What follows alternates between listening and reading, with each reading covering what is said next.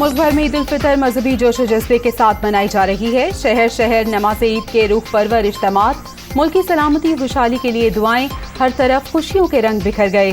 دنیا media group کی جانب سے اہل وطن کو میٹھی عید کی میٹھی مبارکباد۔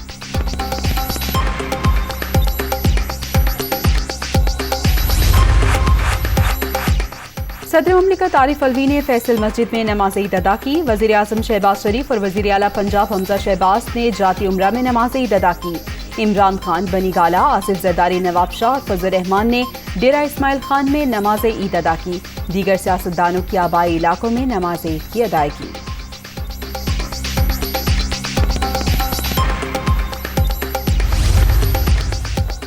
پاکستان اس وقت معاشی خطرات کا شکار، جلد معاشی بحران پر قابو پا لیں گے۔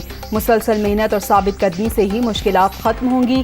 مسائل کے حل کے لیے کوئی کسر نہیں اٹھا رکھیں گے۔ وزیر اعظم شہباز شریف کا جاتی عمرہ میں کارکنوں سے خطاب، قوم کو عید الفطر کی مبارکباد۔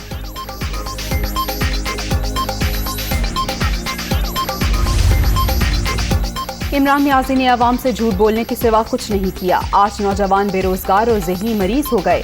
مہنگائی نے لوگوں کی نیندیں حرام کر دی۔ اب قیمتوں کو کنٹرول کرنے کے لیے کمیٹیاں بنیں گی۔ کارکنوں کی قربانیاں رنگ لائیں اور وقت بدل گیا۔ حمزہ شہباز کی میڈیا ٹاک۔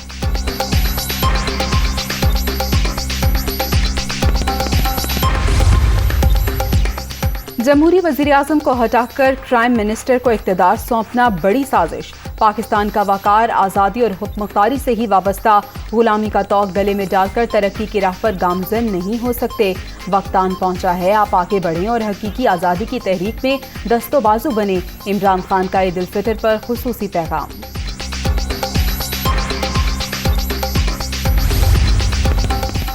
عمران خان پورے اعتماد ہیں، ہرگز نہیں گھبرائے۔ مقدمات ڈرانے، دھمکانے اور مروب کرنے کے لیے ہیں۔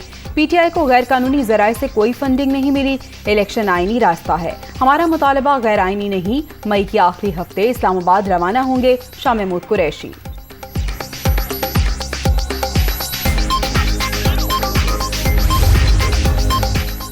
پی ٹی آئی قیادت کے خلاف مقدمات میں حکومت مدعی ہے نہ گواہ۔ لوگوں کے جذبات کو ٹھیس پہنچی جس پر پرچے کٹے۔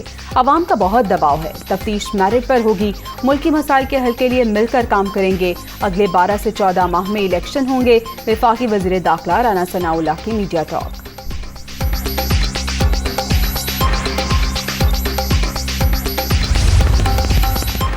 پاکستان میں سرمایہ کاری لانے کی کوشش کر رہے ہیں۔ متحدہ عرب امارات کے وفد کی آمد حوصلہ افزا ہے۔ مہنگائی کو جلد کنٹرول کر لیں گے۔ آج 70 روپے کلو چینی فروخت کی جا رہی ہے۔ عمران خان ملک کو تباہی کے نہج پر لے آئے تھے، مفتاح اسماعیل۔